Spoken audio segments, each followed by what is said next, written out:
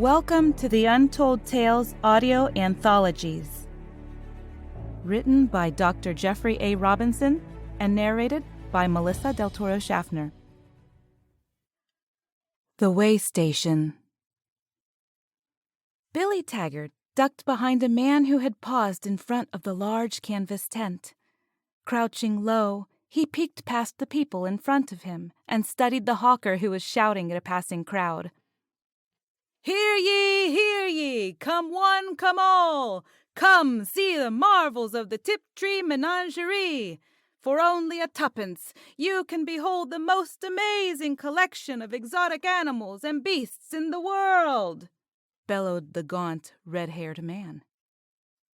"Come and see the giant man-eating snake from the deepest jungles of Africa, and view the hideous lizard man from the cannibal tribes of South America. Come and look at marvelous monkey bear discovered by a hunting expedition on safari on the plains of the Kalahari, and behold the world's only living albino crocodile. Marvel at the ferocity of a man-killing tiger from India, and witness the spectacle of the colorful singing parrots of Siam, and the savages from the forbidden city of Timbuktu. For only 2 pennies, you can see these wonders of nature before the expedition leaves London for an extended tour of Europe. This could be your last chance to see the only surviving specimens of some of the world's most unusual creatures. Come and see them before the chance is gone." The pitchman continued to shout at passers-by from the tiny platform in front of the brightly colored tent. At one point, he turned his attention to several well-dressed men and ladies who had interrupted their evening stroll to listen to his spiel. As the red-haired huckster addressed a gentleman with a fancy top hat and cane, Billy dashed around the back of the crowd and darted through the tent flap. Once inside, he ducked behind the nearest exhibit and hid in the shadows. Holding his breath to quiet his racing heart, Billy waited to find out if anyone had seen him sneak into the tent. If he were caught, he'd be beaten and thrown back out onto the cold, damp street. He listened intently and heard the hawker continue his exaggerated sales pitch, but no one followed him inside the exhibit area. After a few moments, Billy relaxed and began to breathe again. He was safe. The evening shadows had concealed his entrance. None of the other carnival workers had seen him. Carefully, Billy rose and peeked out across the interior of the tent. There were only about a dozen cages set up inside. 4 or 5 people slowly walked from one exhibit to the next, working their way to the exit at the other end of the tent. A young gentleman spoke softly as he provided some explanation of the menagerie to his female companion. The young lady listened attentively, as if believing the young man's stories. Several sparsely spaced lanterns barely lit the inside of the tent. Dirt and grass mixed with the little sawdust the carnies had thrown on the ground and combined with animal smells to form a thick, cloying odor. Billy almost sneezed from the smell of urine from the cage in front of him. The flickering light from the oil lamps made the creatures on display difficult to see. Looking into the nearest cage, Billy decided the inadequate lighting was intentional. A tiny crocodile huddled in the center of the cage, but Billy couldn't tell if it was asleep or dead. Pressing his face up against the bars, however, he could see the flecks of white paint already peeling off the small reptile's hide. Billy stifled a chuckle as he heard the young man across the tent say something to his lady companion about albinos being caused by excessive inbreeding in animal species. Albinos, indeed, thought Billy. These were caused by whitewash, not inbreeding. He laughed to himself, amazed at how stupid people were and the things they could believe. After passing a cage of noisy, brightly colored birds, an exhibit of 3 energetic little monkeys, and a pathetic, scrawny tiger asleep in its cage, the couple finally exited the menagerie through an open flap on the far side of the tent. Billy glanced back at the entrance and verified that no one else had entered. Business for the evening was dropping off. The tiny carnival would be closing soon, he thought. Getting down to his own business, he carefully worked his way along the edge of the tent and searched for a place where he could sleep for the night. He stayed away from the 2 cages that contained men wearing paint and feathers. They all most certainly worked for the sideshow, and were probably as real as the albino crocodile. Passing a cage containing a large mottled snake, Billy approached the last exhibit. It was actually a tiny wagon that housed a strange-looking furry animal. This must be the monkey bear he'd heard about outside. Staying up against the side of the tent, Billy inched closer and saw the beast was hardly larger than himself. He'd never seen anything like it before, not even in his aunt's picture books. It looked like a cross between a panda and a monkey, though he'd only seen either of those in the picture book. The creature had small ears and a flat face. Its legs were short and stubby, but it had an unusually large head with large, dark eyes. For a moment, he thought it might be a child in costume. But then it reached up, scratched its nose, and revealed a long, thin arm and a tiny hand with delicate fingers. No, it definitely wasn't a child. This exhibit was different from the others. While the street urchin examined the creature, the odd-looking bear slowly turned its head and looked directly at him. Billy stood deep in the shadows, but the animal's deep black eyes remained fixed on him. Billy didn't move and waited for the animal to look away, but the creature kept watching him. After a few long minutes, the animal blinked and then closed its eyes, as if it was going to sleep. It was several minutes before Billy moved. He knelt and crawled over to the cage. Finding an open space between some crates under the wagon, he curled up and tried to find a comfortable position. He tugged at his frayed and tattered jacket, but it was too small and wouldn't cover him. Finally, he just stuck his hands up under his armpits inside his jacket to keep them warm and tried to go to sleep. The smell of food from the vendors outside slowly became recognizable over the odors of the animals, and the thought of food made Billy's stomach burn. Gritting his teeth against the nagging hunger, he tried to remember when he'd last eaten. After a while, he drifted into a shallow, fitful sleep. Billy woke with a start and jerked bolt upright, almost hitting his head on the bottom of the wagon. He looked around to find what had awakened him, but all he heard were the clip-clop sounds of horse hooves on the cobblestone streets outside from a nearby passing carriage. Even the birds had quieted down and were silent. He carefully crawled to the edge of the tent, lifted the canvas an inch or two, and peeked out.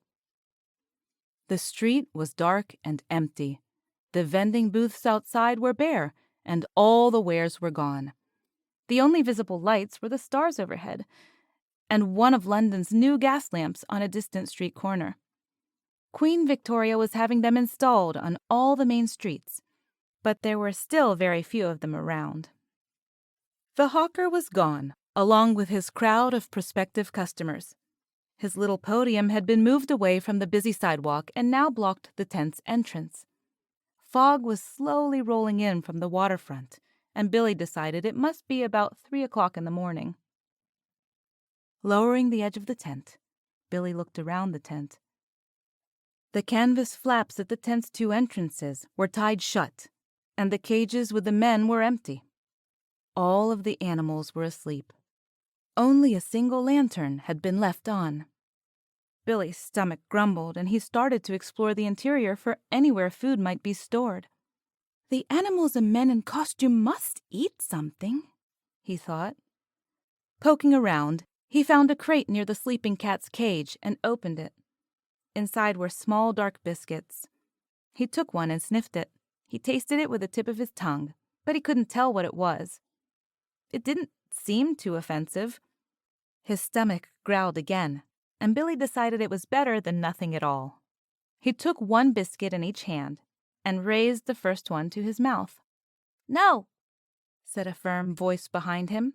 Billy jumped and spun around, dropping both biscuits. He expected to find a carnival worker behind him and raised his hands to ward off the strike he knew would come. But no one was there. He slowly lowered his arms and looked around. The tent was empty. He checked and saw the tent flaps still securely tied shut. "I must be imagining things," he thought. He reached down and picked up the fallen biscuits and started to take a bite. "I said no," said the voice again. Billy jumped back again and clenched the biscuits in his fists. "Someone's in here," he thought. Squinting, he slowly scanned the tent. When he got to the cage containing the strange-looking bear, he saw the creature staring at him. No one else was around. All the other creatures were asleep. Facing the furry beast, Billy laughed. He pointed at the creature and said, "Don't tell me you said something." "What I said was no," said the bear. "Don't eat that food. It's drugged to keep the tiger docile. If you eat any of it, it'll knock you out." Billy's jaw dropped. He looked at the biscuits, opened his hands, and let them fall to the ground. He didn't know whether to scream or run. The strange little bear, however, simply leaned back against the rear of its cage and crossed its arms, still staring at him. Billy slowly walked toward the cage and stopped about a dozen feet from the bars. He began. "Did you talk?" The creature blinked and said, "Yes, I did. But don't go around telling anyone. No one would believe you anyway, and you'd only get both of us in trouble." "But," said Billy, you're "Only a dumb animal?" said the creature. "That's what everyone thinks, and it's probably the only reason I haven't been vivisected so far." Billy blinked. What? The creature sat up and leaned toward the bars. It opened its mouth to speak, but then it simply shook its head. "Never mind," it said. It grasped the bars with its tiny hands and leaned towards Billy. "Don't be afraid. I won't hurt you." Billy didn't move. "What's your name?" asked the creature. Billy Taggett," he replied. Whispering, the bear said, "Say, Billy, would you like to do me a favor? If you do, I'll tell you where the real food's kept." Billy nodded mutely. "Go check behind the snake cage over there," said the creature, pointing over by the entrance. "There should be a toolbox near it. Go get the box and bring it here."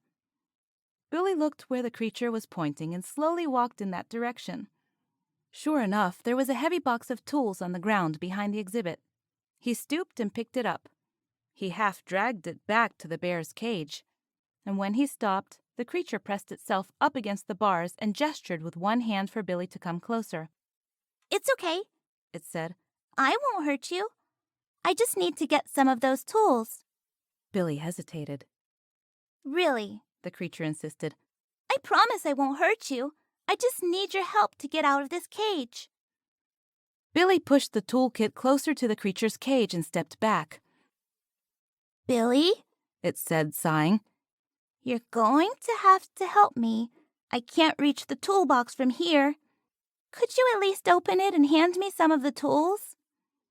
It sounded so reasonable that Billy obediently opened the box and took out a screwdriver. The creature reached through the bars and took the tool from Billy's hand. "Thank you, Billy," it said. Then the bear inserted the screwdriver into the lock of the cage and began to wiggle it around. While it worked, it said, "Can you see if there's a hammer, some wire, or any other small tools in there as well?" Billy bent down and removed some smaller tools from the box. He straightened up and offered them to the creature. It stopped working on the lock for a second and took the other tools. "Excellent," it said. "These are perfect." Then it returned its attention to the lock mechanism on the cage door.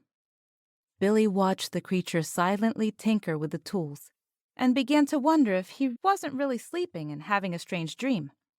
Without looking up, the creature said, "If you look over by the cage where the lizard man was earlier, you'll find a wooden box. That's where he keeps his lunch and his normal clothes. I can't promise you there'll be anything inside, but it's the best chance you've got if you're looking for food." The young boy started over toward the lizard man exhibit.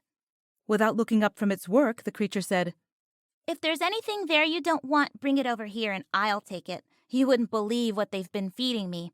It makes me want to gag. Billy went over and investigated the wooden box.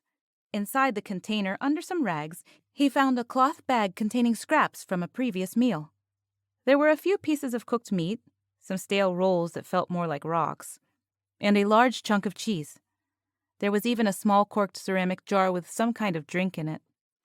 He eagerly took a bite of the cheese and brought the sack back to the monkey bear's cage. He dropped the sack to the ground and then sat down beside it. He anxiously took more mouthfuls of cheese and thought, I don't care if it's a dream. It tastes wonderful. There was a loud click, and the cage door swung open with a loud squeak. The creature dropped the tools, hopped to the ground, and crouched down beside the bag. Digging through the sack, the creature pulled out one of the hard rolls and eagerly bit into it. Mumbling through a mouthful of food, it said, You have no idea how long I've been trying to get out of that cage. Taking another bite, it added, Or how long it's been since I had anything that's good to eat. Billy nodded and reached over toward the sack. The creature looked up and handed Billy one of the pieces of cooked meat. Here, this is probably more to your liking than mine, it said. Billy took the meat, said, Thanks, and took a bite. You're welcome, the strange-looking bear said. The meat was tough and dry. Billy struggled and managed to pull a mouthful off with his teeth. Savoring the gristly fare, he said, Do you have a name? Yes, said the creature, standing erect. It thumped its chest and said, I am Tuktal. Billy nodded and said, Till. Then he laughed and said, I'll call you Tal. Excellent, said Tal. New friends well met. The creature took the sack and slung it over its shoulder. Then it picked at the crumbs on the front of its fur and popped them into his mouth. We'll have to hurry, it said. It will be light in a few hours, and they get an early start around here. We'll both be found if we don't leave soon. We? Asked Billy. Of course, said the creature. I still need your help. I stand little chance of getting out of London alone. I will need your assistance and will reward you handsomely if you'll consent to help me. Billy squinted. Reward me how? He asked. With some of these, said Tal, extending his hand. Peering into the tiny hand, Billy saw 3 shiny stones. He took one, held it up, and gasped. It was a gem of some kind. Is this real? Yes, of course it's real. It's a diamond and very valuable. But I only have a few. If I give you these, will you help me? Billy started to object and then realized he was about to haggle with a short-talking bear. He shook his head in disbelief and laughed to himself. Finally, he shrugged his shoulders and said, Yeah, sure. Why not? But first, you have to tell me what you are. Tal thought for a moment and then said, I am a traveler.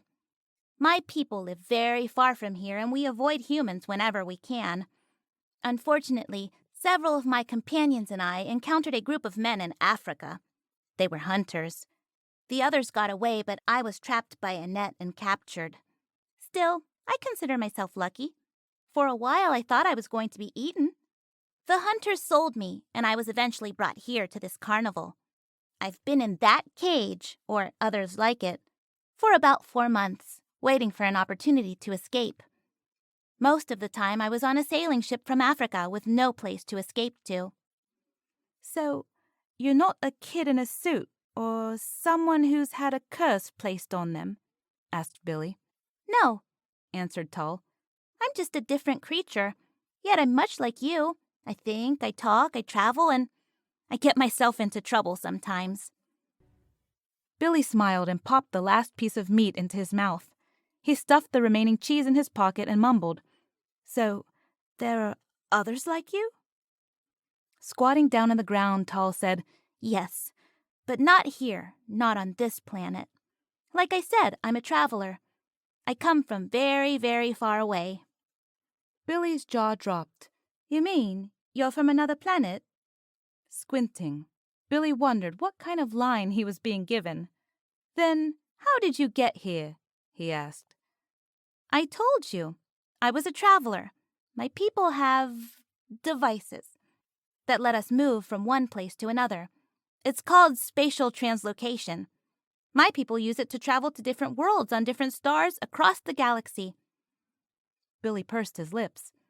Then, what were you doing in Africa when you were caught? Tal sighed and lowered his head. Well, my race isn't the only intelligent species in the galaxy.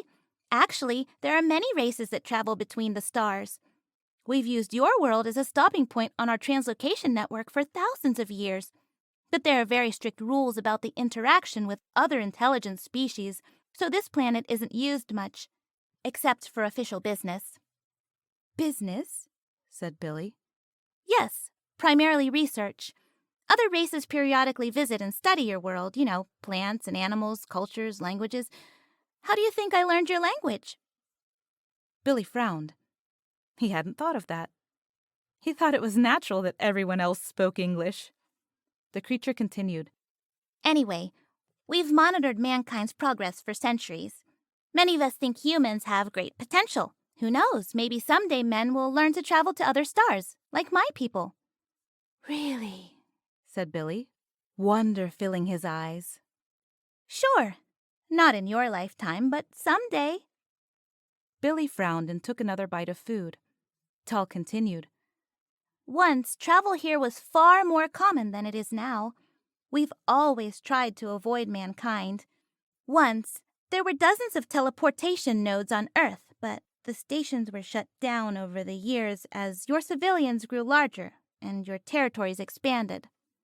Now, there's only one portal still in operation, and it's hidden deep in the African jungles. Tal shrugged. But even that's too close to human settlements now. Billy furrowed his eyebrows as he considered this. So these stations are just places you stop at as you go from one planet to another? Yes, exactly. They're waystations on roads that span the stars. I'm what you might call a field supervisor. I was summoned to determine whether the last station should be moved or simply shut down. He gestured at his surroundings. As you might guess, I plan to shut down the last gate as soon as I make my report. Billy crossed his arms and furrowed his brow. Well, I think I understand, but I'm not sure I can help. I don't think you're going to make it all the way back to Africa. I don't know how you'd get there anyway. Oh, I don't have to go back to Africa, Billy. All I have to do is make my way to one of the older abandoned waystations. There used to be one here in England about 2,000 years ago, back before the first Druids came here. Wow, said Billy. Would it still work after so long? Oh, yes, said Tal. They're built to last a very long time. But how will you find this waystation? Asked Billy. Well, I know the approximate location. Before I was captured, I studied the old station layouts to determine if all of them should be turned off. In any case, I'll use this to find it, said Tal, holding out a small glass sphere. Billy jerked back, looking at Tal from all sides. Hey, where do you keep getting those things from? He asked. I'm a marsupial, he replied. A marsupi what?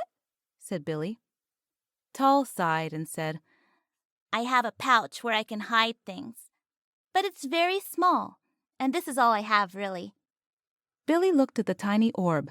It was made of a clear glass and was about 2 inches across. In the center was an ornate ring of gold, which glowed brightly. What is it? Is it magic? He asked, poking it with a finger. Tal yanked it out of Billy's reach and said, No, it's not magic. It's technology. Actually, it's a key. Wayfarers always have to carry one. I'll use it to activate the portal at the waystation, and it'll help me find the location, too. Tal put the orb into the cloth sack on his shoulder. We'd best be going, said Tal. I don't want to be caught and caged again, and we only have a few hours before sunrise. Wait, said Billy. I have a question. Why me? Tal paused. What do you mean? I mean, you must have seen lots of people while you were stuck in that cage. I bet you had plenty of chances to talk to others. Why'd you pick me to help you? Asked Billy. Tal crossed his arms and studied Billy. Because you don't belong here. Like me, you're on your own, and you don't trust these people any more than I do. I watched you when you came in and decided you needed help, just like me. I could tell you were smart and quick, and that you saw more than other people do. We have much in common, you and I. Tal raised his arms and shrugged nonchalantly. Besides, you were here and the men from the carnival were gone, so I decided to take the chance. As he finished talking, Tal spun around and trotted over to the lizard man's cage. He reached into the wooden box and began rummaging through its contents. He pulled out a broad-brimmed hat and put it on his head. Then he took a dirty blanket from the cage and wrapped it around him. There, he said. If we travel in the dark, they may mistake me for a human child. Striking a pose. What do you think? He asked. Billy stood and examined him. You're too wide, and your legs are too short. You look like someone who tried to dress a dog. He laughed. It would have to be very dark for you to be taken for a child. Tal paced back and forth a few steps. He arched his back and practiced swinging his arms. Let's go then. Maybe we can make it out of the city before it gets light outside. Tal slammed the lid of the wooden box shut, and the colored birds in the next cage burst into the air at the sound. They all started shrieking at once. Billy and Tal stared briefly at one another. Then they bolted and dashed for the entrance. As they ducked under the lowest tie of the canvas flap and ran into the night, they heard shouting rise up behind them.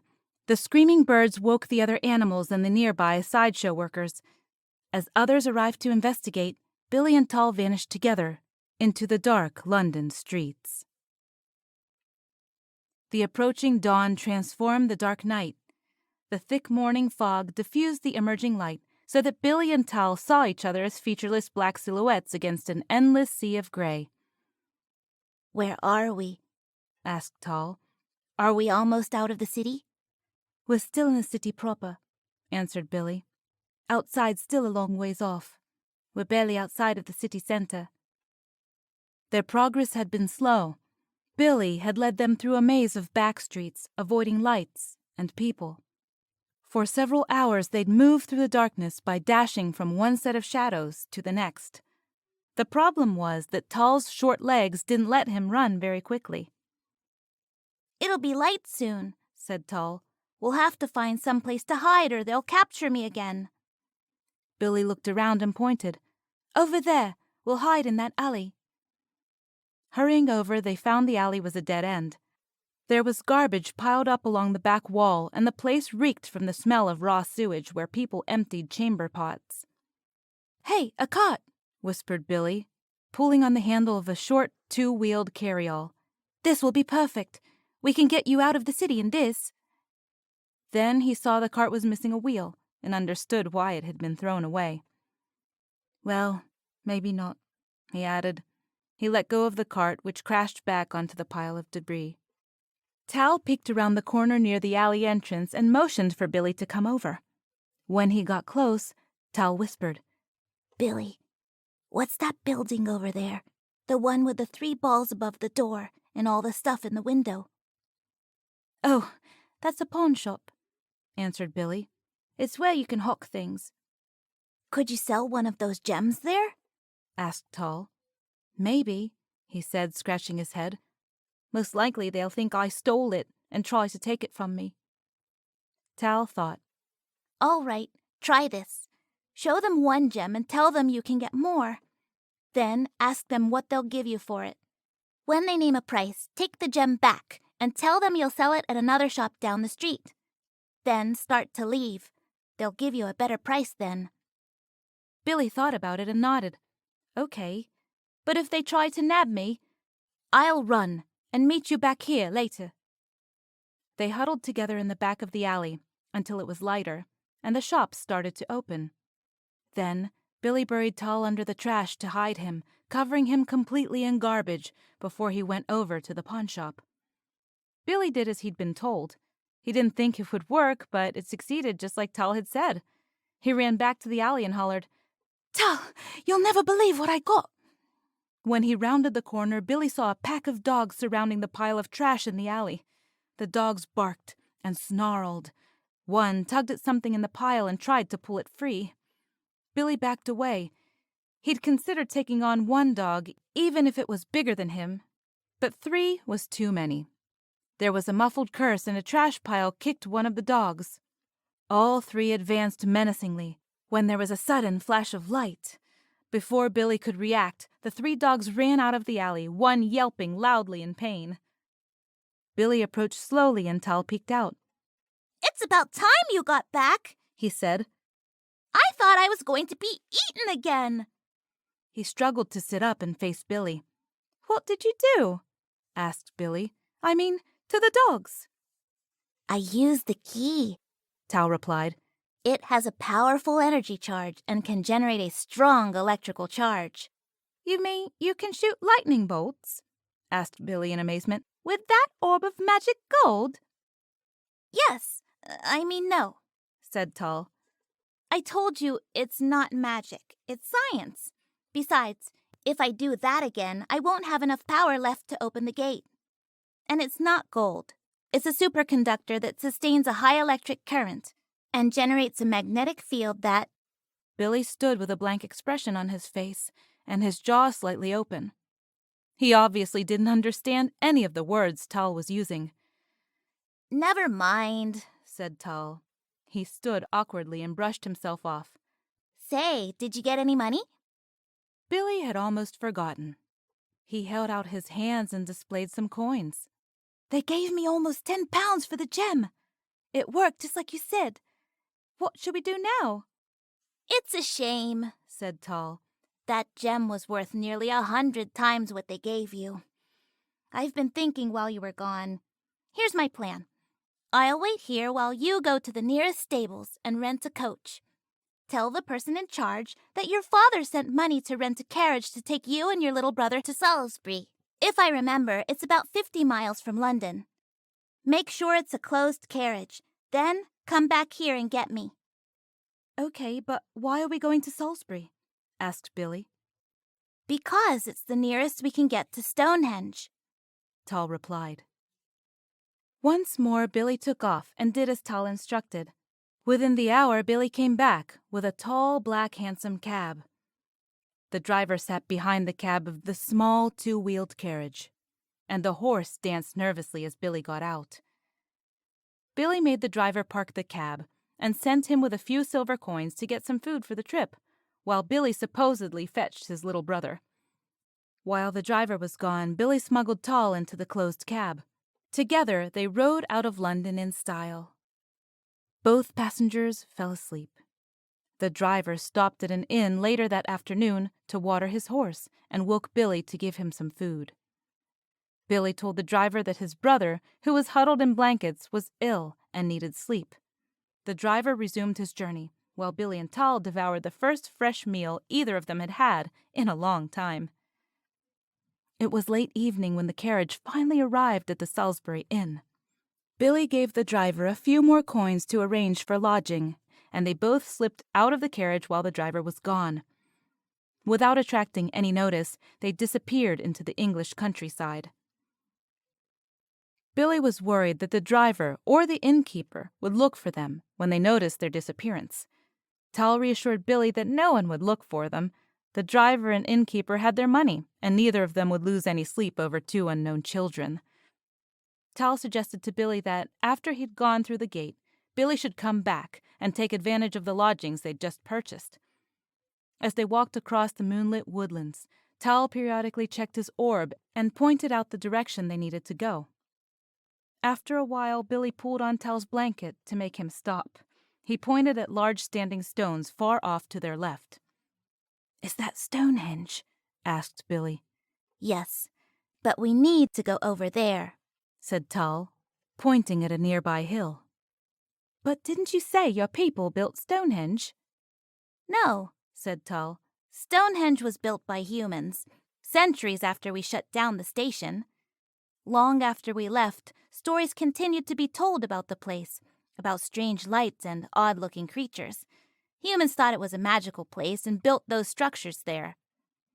But if that isn't where the Waystation is, why did they put the stones there? Asked Billy. Tull laughed and said, Probably because it's easier to build where the ground is flat. Actually, they probably may have never known the exact location of the Waystation. After we were gone, the whole region became sacred to the Druids. They got to the foot of the hill and began to climb. Tull glanced at Billy and asked, Do you have any family, Billy? Nah, not really, he replied. My pa was a seaman and I never met him. My ma died of the cough. For a while I stayed with my aunt and she was nice, but the third time I got beat by my uncle when he got drunk, I ran off. I've been on my own ever since. Sometimes things get a bit tough between the new factories grabbing kids to make 'em work and street gangs that'll kill you if you don't join 'em. But I manage. And I'll never go back where someone could just beat me for just being there. Tull didn't reply. Billy grew quiet and bit his lip as he tried to remember his mother's face. They finished their walk in silence and were soon standing on a hill overlooking the plain and the distant ring of stones. Billy looked around and said, So, where's this Waystation of yours? I don't see anything but grass. You're standing on it, said Tull. The hill is the Waystation. It was built to cover the energy transformers that power the portal. Power? Said Billy. Like magic? No. The portal is powered by a geothermal tap that converts heat into electricity. The electricity then energizes a grid of... Tull stopped and then sighed deeply. No, Billy. It's not like magic. Like I told you, it's science. It's just science your people haven't learned yet. While the universe seems wondrous and magical, everything really comes down to physics and chemistry and mathematics.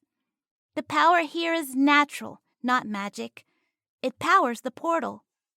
You mean like power the steam engines they use in the new factories? Yes, that's right, said Tull. Power like you get from steam. Here, let me show you. Tull pulled out the orb and twisted it in his hands. There was a bright flash of light, and Billy shielded his eyes. When he opened them, there was a large blue glow at the top of the hill. It hurt his eyes when he looked at it. He raised his arm to ward off the light and backed away in fear. That's the portal, said Tull. It's a doorway to another world. When I enter it, the doorway will close behind me and will never open again. The key's power is gone, and there isn't another anywhere on Earth. Billy looked at the first portal and then at his strange furry friend. Finally, he looked behind him at the dark, cold night. Can I come with you? He asked. No, Billy, said Tull. This is your world, and this is where you belong. There aren't any humans where I'm going, and despite how much you'd like to go, you'd eventually need the company of your own kind. Tull walked over and gave Billy a long, gentle hug. Billy sniffed and asked, But what will I do now? Billy, you're a survivor.